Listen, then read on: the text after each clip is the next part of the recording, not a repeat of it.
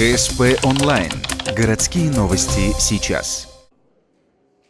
Суббота. В Ухтинском ГДК открывается первый межрегиональный форум «Слет. Вместе для нашего будущего».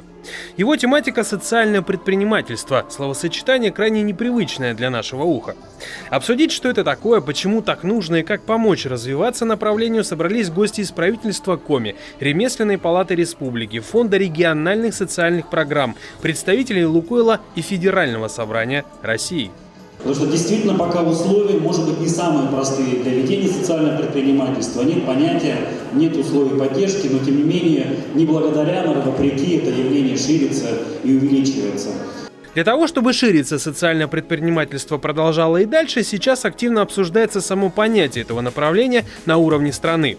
А на местах думают над мерами помощи. Например, в рамках того же форума прошла выставка «Ярмарка товаров и услуг». То есть каждый мог посмотреть, а если и надо, купить что-то себе. Например, вязаный хендмейд от Ухтинского клуба многодетных семей. Вроде какая разница, и магазинная есть, но нет. Во-первых, это индивидуальное изделие, и энергетика совсем другая, и ощущения совсем другие, когда ты носишь одежду, которую ты сделал сам или которую сделал человек именно для тебя. Это не поточное производство. В рамках форума состоялось несколько важных событий. Одно – конкурсы среди поставщиков продукции для торгового дома «Больше, чем покупка» и «Сделано в Коми».